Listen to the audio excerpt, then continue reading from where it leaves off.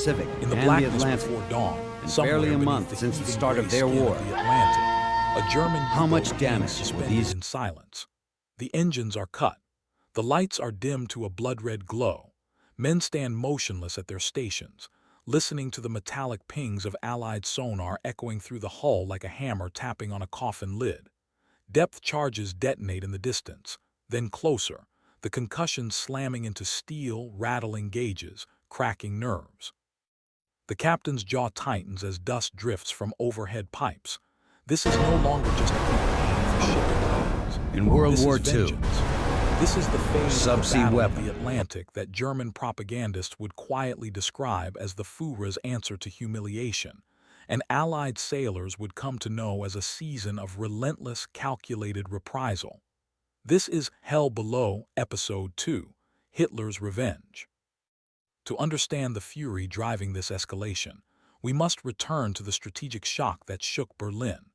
The failure to break Britain in 1940, the resilience of the Royal Air Force during the Battle of Britain, and the grinding stalemate that followed denied Adolf Hitler the quick victory he had promised. Instead of invading the British Isles, Germany faced a war that would stretch across oceans and continents. The Atlantic became the decisive artery of that war. Britain lived or died by imported food, fuel, and raw materials. If those convoys could be severed, if the sea lanes could be turned into graveyards, then the island nation would choke. The instrument of that strategy was the Kriegsmarine's U-boat fleet, commanded Less by than the a minute later, calculated Karl Dönitz. the explosion lights up the night Dönitz sky. believed in concentration and surprise. His wolfpack doctrine, Rudel tactic, called for submarines to spread across likely convoy routes, shadow a target once sighted, and converge at night for a coordinated surface attack. Early in the war, this method had yielded shocking success. Merchant ships burned on the horizon while escorts scrambled blindly in the darkness. But by 1941 and into 1942, the Atlantic War had entered a new Struck and too brutal close chapter. to home. Germany's invasion of the Soviet Union 1 month and its earlier, declaration the of Japanese war on ambush the on United States after Pearl Harbor widened the conflict beyond anything seen before. Now Hitler demanded results that matched the scale of his ambition. If Britain would not fall from the sky, it would be strangled from below. The entry of the United States into the war opened an unexpected window of opportunity. American coastal defenses were unprepared for submarine warfare. In early 1942, You'll have few U-boats slipped patrols into to the secure Western his Atlantic legacy. and even into the Gulf of Mexico, silhouetted against the lights of unblackened coastal cities. Tankers and freighters were torpedoed within sight of shore. Sailors called it the second happy time, but beneath the grim satisfaction lay a darker motive. Hitler, enraged by American involvement, viewed the campaign as punishment, a demonstration that no nation could oppose the Reich without paying in blood and flame. Oil slicks burned off the coasts of Florida and North Carolina, and bodies washed ashore in the surf. Yet revenge The crew is of rarely a clean U-123 strategy. spends the It is Christmas of fueled by 19... emotion as much as calculation. The U-boat arm expanded rapidly, but so did the Allied response. Shipyards in the United States, Britain, and Canada began churning out vessels at an unprecedented rate. Liberty ships slid down slipways in weeks rather than months. Escort carriers, corvettes, and destroyers filled the convoy screens. Radar improved. High-frequency direction finding, Huff Duff, began triangulating U-boat radio transmission. On December Each 27th, technological 4 days advance into their tightened journey, the noose around the hunters. Still, in 1942 and early 1943, the Atlantic remained a slaughterhouse. Inside the steel hull of a Type VII U-boat, life oscillated between monotony and terror. The air was thick with diesel fumes and sweat. Fresh water was rationed so severely that men shaved with engine oil. Food spoiled quickly in the damp heat. Mold crept across bread within days. Yet when the alarm but even klaxon their sounded captain and the order doesn't came know to where die, exactly. all discomfort vanished in an instant Hartigan surge reveals of the adrenaline. details of their... Depth gauges spun. Valves hissed. The ocean closed overhead. Every man knew that a single well-placed depth charge could split the pressure hull and send them plunging into eternal darkness. Hitler followed the tonnage reports obsessively. He demanded higher sinkings, greater pressure, unrelenting attack. To him, the Atlantic was not just a theater of war. It was proof that Germany could still strike back A against low-pressure world trough that creates seemed storm-force increasingly winds and aligned rough against seas. it. In speeches, 30-foot he waves framed the crash across the submarine conning campaign tower. as righteous retaliation against British blockade tactics of the First World War, against American interference, against the perceived encirclement of the Reich. Propaganda reels showed triumphant crews returning to port, welcomed by cheering crowds and brass bands. What they did not show were the boats that never returned, the empty berths, the telegrams delivered to wives and mothers. By early Ships 1943, all day and night, the struggle searching reached a constantly fever for pitch. threats. Convoys crossing the North targets. Atlantic faced coordinated wolfpack assaults that lasted for days. Merchant captains watched as ships ahead of them erupted in flame, their silhouettes torn apart by torpedoes. Escort vessels dropped depth charges until their decks ran slick with spray and oil. The sea itself seemed poisoned. Survivors clung to rafts in sub-zero waters, praying for rescue before hypothermia claimed them. The Atlantic in winter was merciless. Waves rose like walls, Blown and off icy course winds by the winter sliced through storms, layers of wool and U-123 canvas. reaches the east Something coast had early. shifted. Allied air coverage extended farther into the mid-Atlantic gap, the once safe haven for U-boats beyond land-based aircraft range. Long-range bombers began hunting submarines even hundreds of miles from shore. Escort carriers provided fighter protection directly above convoys. New weapons, like the forward-throwing Hedgehog anti-submarine mortar, allowed escorts to attack without losing sonar contact. The hunters were becoming the hunted. British steamer, For the about men aboard 10,000 U-boats, tons, the change was likely palpable. filled with Allied Patrols supplies. grew shorter, losses more frequent. Boats were detected sooner and forced to dive deeper, staying submerged for longer periods. Batteries drained. Carbon dioxide levels rose. Tempers flared in the claustrophobic gloom. When depth charges exploded close enough to knock out lights and rupture pipes, panic hovered just beneath the surface of discipline. Yet orders from Berlin remained uncompromising. The campaign must continue. The Atlantic must burn. In May 1943, the tide turned decisively. U-boat losses soared to catastrophic levels. Dozens of submarines were sunk in a single month. Experienced commanders vanished beneath the waves, replaced by younger, less seasoned officers. Dönitz, now promoted and tasked with broader naval responsibilities, faced a grim reality. The wolfpacks were being decimated. Hitler's revenge was exacting a price Germany could no longer afford. Reluctantly, large-scale Another explosion operations in brightens the North night Atlantic sky. were suspended. Yet even in retreat, the desire for reprisal lingered. Germany poured resources into new technologies, snorkels that allowed diesel engines to run while submerged, advanced torpedoes, and revolutionary submarine designs like the Electroboot. These innovations promised a return to dominance, a resurgence that might yet tip the scales. But time was no longer on the Reich's side. Allied industry and manpower dwarfed anything Germany could muster. The Atlantic convoys, though bloody, Not by choice. continued to flow. For Allied sailors, They've only just the memory begun of to mobilize the men and 1942 machines and needed. early 1943 never faded. They remembered the nights when the horizon flickered with burning ships, when the ocean seemed alive with unseen predators. They remembered the constant fear of a torpedo strike without warning. And they remembered the shift, the moment when escorts began to fight back effectively, when aircraft roared overhead as guardians rather than distant observers.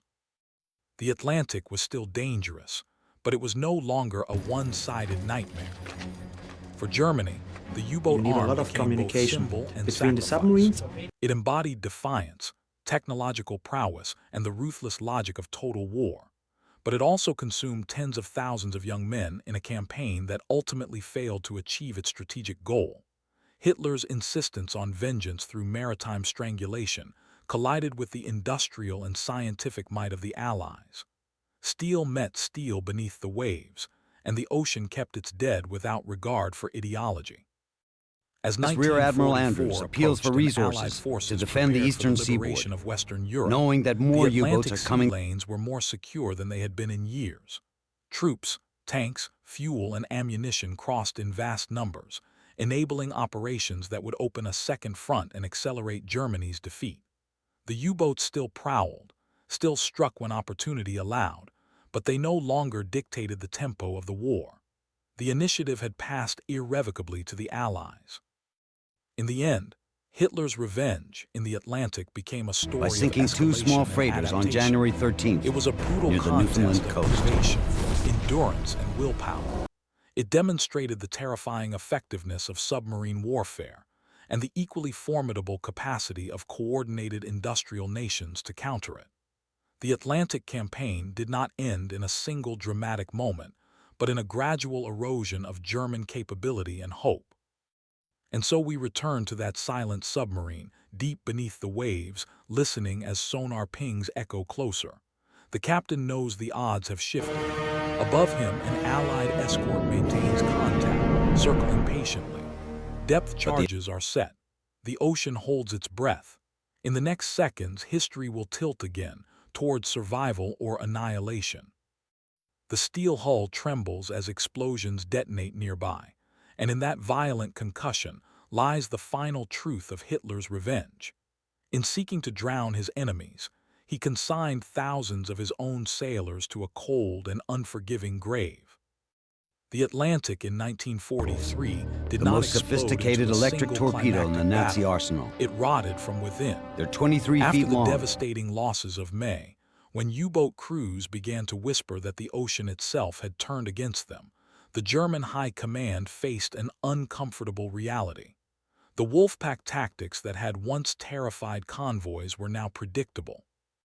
Allied codebreakers had grown adept at penetrating German naval communications. Aircraft roamed the skies with ever-increasing range, and escort groups operated with a lethal coordination that had not existed just a year earlier. But strangely, Yet in there is Berlin, no the reply. message remained defiant. Adolf Hitler refused to concede that the submarine campaign, his chosen instrument of revenge, was failing. Instead, he demanded adaptation, innovation, and above all, persistence. Grand Admiral Karl Dönitz understood the arithmetic of attrition better than anyone. The U-boat arm was losing experienced commanders at a rate it could not replace. Young officers, barely seasoned, were being handed boats If the fresh city from the skylines shipyards don't shine and brightly sent enough, into an Atlantic transformed into a killing It's field. impossible. The introduction of centimetric radar allowed Allied escorts and aircraft to detect submarines even on the surface at night, the very condition that had once given U-boats their greatest advantage. The darkness no longer guaranteed invisibility. It concealed death. Still, Germany's leadership clung to the belief that technological superiority could restore the initiative. The snorkel, adapted from Dutch at close to designs, 7,000 allowed tons, submarines British to oil run tanker diesel Coimbra engines while submerged cruises at unescorted out periscope of New depth, York Harbor. recharging batteries without fully surfacing. On paper, it seemed revolutionary. In practice, it introduced new vulnerabilities. Snorkel masts were fragile and could be detected by radar. Rough seas flooded air intakes, causing engines to stall and filling compartments with choking fumes. Crews endured headaches, nausea, and suffocating conditions. Yet they accepted these hardships because the 58 alternative, seconds later, surfacing in a radar-swept ocean, was often fatal. As 1943 bled into 1944, Allied supremacy in the air became overwhelming. Long-range patrol bombers such as the consolidated B-24 Liberator closed the mid-Atlantic gap that had once sheltered U-boats. Escort carriers accompanied convoys across entire ocean crossings, launching fighters and anti-submarine aircraft at the first hint of contact. The ocean's vastness, once the submarine's greatest ally, had been methodically reduced by technology. They were no longer safe hunting grounds, only temporary shadows. Yet revenge had taken on another dimension. Hitler's strategic focus increasingly shifted toward weapons of terror and retribution. On land, the V-1 and V-2 rockets targeted British cities in what the regime openly described as vengeance strikes. At sea, the submarine fleet was expected to mirror that same spirit, unpredictable, punishing, relentless. Orders emphasized attacking troop transports and invasion supply lines at any cost. When Allied Local forces residents stormed the report beaches of Normandy in June 1944 during D-Day, U-boats were dispatched to disrupt the massive logistical flow across the English Channel and Atlantic. But the invasion fleet was shielded by an armada of escorts and aircraft so dense that few submarines penetrated the perimeter. Several were destroyed before firing a single torpedo. Inside Germany's submarine pens along the French Atlantic coast, massive destroyers, reinforced concrete carriers, bunkers cruisers, in and ports like battleships. Brest, Lorient, and The Armada Saint-Nazaire is called crews Task prepared Force for patrols under the constant threat of Allied bombing. These fortresses, engineering marvels designed to withstand aerial assault, symbolized both resilience and desperation. Above ground, cities burned. On the Eastern Front, the Wehrmacht reeled from catastrophic defeats. The submarine war, once envisioned as the decisive blow against Britain, had become a defensive struggle to slow the inevitable. And yet the U-boat arm did not collapse quietly. In the closing year of the war, Germany introduced its most advanced submarine design, the Type XXI Electroboot. Sleek, faster underwater than on the surface, equipped with larger battery capacity and improved hydrodynamics, it represented a generational leap in submarine technology. Had it been deployed in numbers earlier, historians still debate how dramatically it might have altered the Atlantic campaign. But by late 1944 and early 1945, Germany aircraft lacked does the not time, press the attack trained or crews, call for and stable reinforcements. industrial The Navy base to exploit its potential fully. Allied bombing campaigns had shattered supply chains. Fuel shortages crippled operations. Many Type XXIs never left harbor. For the ordinary U-boat sailor, the war's final phase was marked less by ideology than by survival. Patrol reports grew shorter. Contacts were rare and fleeting. Escorts were swift and merciless in counterattack. The psychological strain intensified as crews realized that the odds of returning home were shrinking with each voyage. By war's end, roughly 3 out of 4 German submariners would be dead, a casualty rate among the highest of any branch in the conflict. The Atlantic had exacted its own revenge. Meanwhile, Allied convoys surged with unprecedented strength. American shipyards produced vessels at a pace that defied pre-war imagination. Liberty and Victory ships formed endless columns across the ocean, delivering not only Reinhard food Hardigan and fuel, from but racking the up mechanized tonnage. might required to liberate Europe. By Tanks, monitoring the radio, aircraft, ammunition, and millions of soldiers crossed safely under the umbrella of Allied naval supremacy. The strangulation Hitler had envisioned had failed. Instead, it was Germany that found itself encircled and starved of resources. As 1945 dawned, the Atlantic War entered its final, grim chapter. A handful of U-boats still prowled, some equipped with acoustic torpedoes designed to home in spotted. on escort propellers. There were isolated bottoms successes. his submarines. Ships sunk, convoys harassed, but they no longer influenced the strategic trajectory of the war. The Allies had mastered anti-submarine warfare through coordination, intelligence, and relentless industrial output. The balance of power beneath the waves was no longer in doubt. In April 1945, with Soviet forces closing in on Berlin and Western allies advancing from the west, Hitler's regime collapsed into chaos. Orders grew erratic. Some Members would commanders survive the night. contemplated last-ditch operations. Others sought to preserve their crews from pointless sacrifice. When news of Hitler's death spread, the ideological fervor that had once framed the submarine campaign as righteous vengeance dissipated almost overnight. Survival replaced revenge as the dominant instinct. On May 4, 1945, Dönitz, briefly serving as Germany's head of state after Hitler's death, ordered U-boats to cease hostilities. Many submarines surfaced and signaled surrender to Allied forces. Crews emerged blinking into daylight, gaunt and exhausted, aware that the war they had fought The so hunter fiercely beneath returns the to be the waves prey. was over. Some scuttled their vessels rather than see them captured. Others complied with Allied directives and sailed to designated ports under guard. The Atlantic, once aflame with torpedo strikes and depth-charge explosions, grew quiet. Wreckage drifted. oil slicks dissipated. The sea resumed its indifferent rhythm, but beneath its surface lay thousands of shattered hulls, merchantmen, escorts, and submarines It alike, sends a special silent message testaments to a campaign that to the expanded the drumbeater entire Hardigan. conflict. Bravo, you Hitler's beat the... revenge had begun as a promise of maritime domination, a vow to break Britain and punish America. It evolved into a desperate technological race and ended as a tragic illustration of overreach. The U-boat arm demonstrated extraordinary tactical innovation and courage under unimaginable pressure, yet it was ultimately undone by the very forces it sought to counter: industrial scale, scientific advancement, and coordinated Hitler approves the global continuation of resistance. the offensive In against the years that American followed, Eastern Seaboard. naval historians would study Wait. the Battle of the Atlantic as a turning point in modern warfare. Submarine design, sonar development, convoy strategy, and integrated air-sea operations all advanced at breathtaking speed under the pressure of total war. The lessons learned beneath those storm-lashed waves shaped Cold War naval doctrine and submarine development for decades to come.